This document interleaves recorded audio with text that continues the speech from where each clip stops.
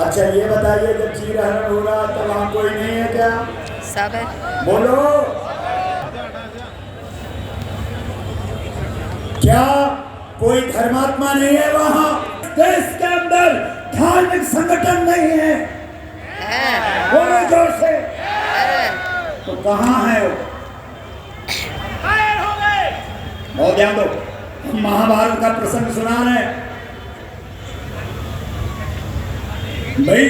धर्म वहां बैठा है तो द्रौपदी की रक्षा होनी चाहिए कि नहीं? नहीं हुई। इस देश के अंदर करोड़ों धार्मिक संगठन है, फिर भी द्रौपदी का अपमान हो रहा है, गौओं का अपमान हो रहा है। क्यों? क्या विचार करो।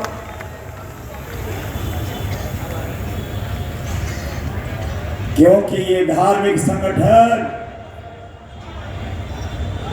इनको संगठन की ज्यादा चिंता है, सिद्धांत की ज्यादा चिंता नहीं है। और गलत है कि सही है?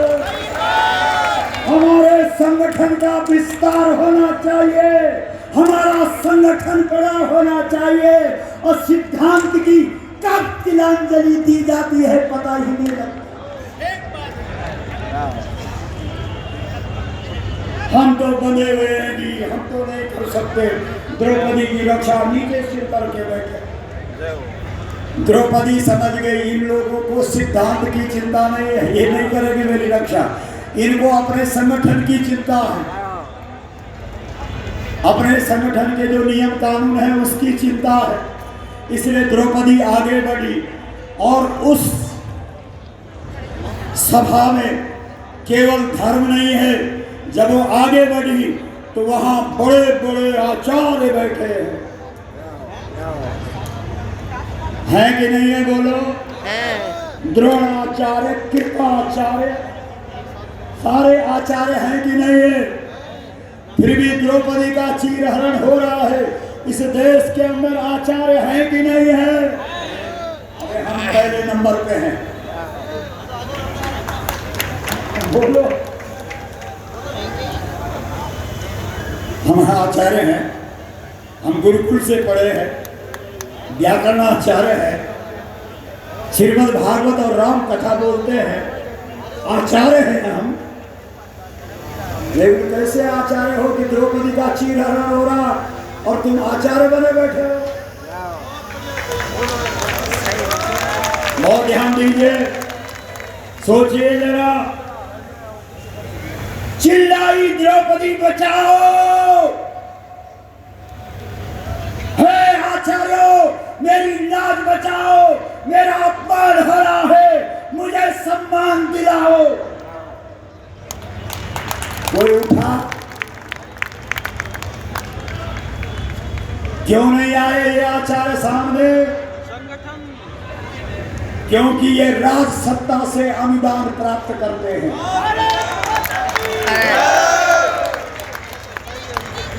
बहुत सारे लोगों को हमने कहा कि आ जाओ आंदोलन होगा, बोला नहीं भाई हमारा अनुदान बंद हो जाएगा।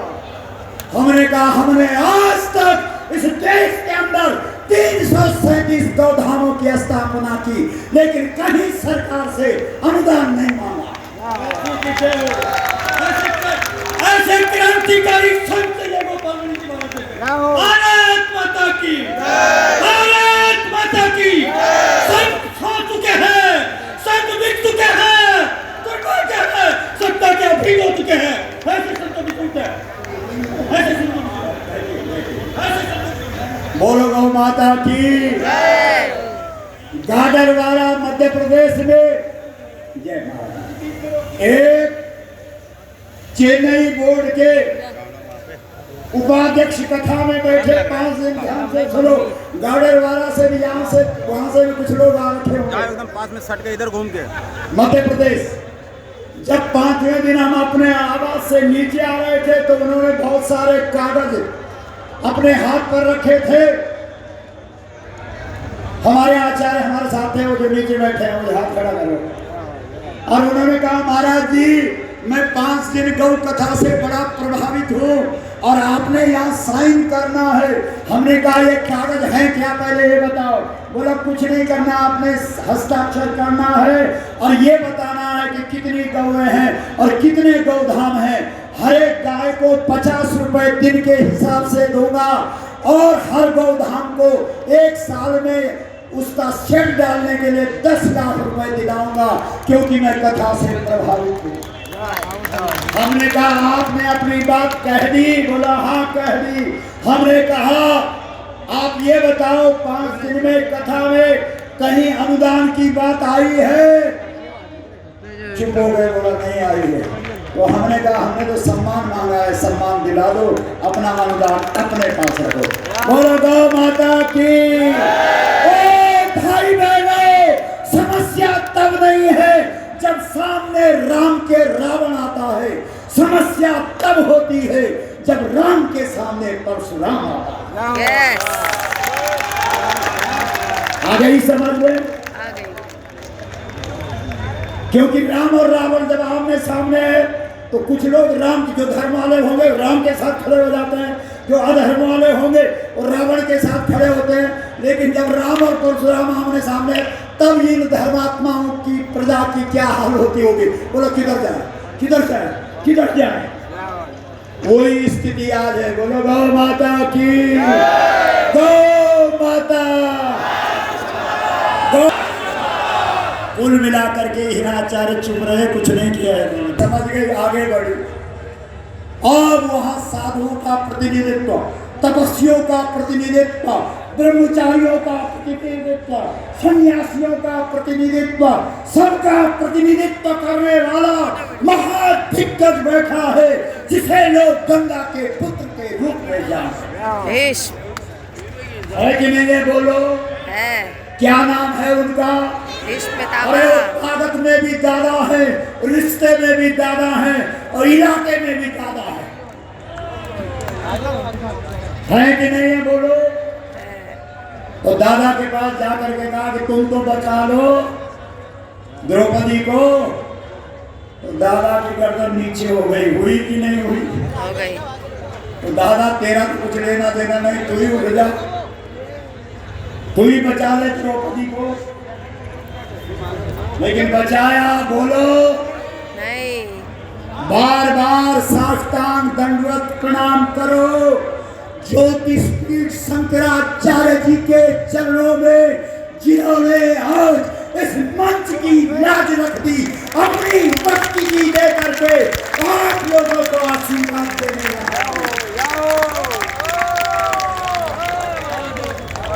बोलो,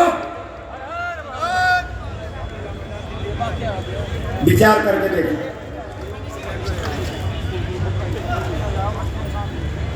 ध्यान दो।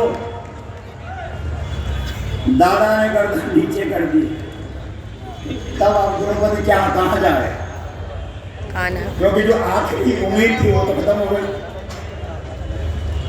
तो तब द्रौपदी ने उसको पुकारा। जो धर्मात्मा लोग हैं वो गाय को क्यों मानते हैं? महाभारत के अंदर धर्मराज गाय को क्यों मानता? यक्ष प्रश्नों में एक प्रश्न है कि धरती पर अमृत क्या है, तो 1 सेकंड में बोलता है धर्मराज, गायामृतम, गाय का दूध अमृत है।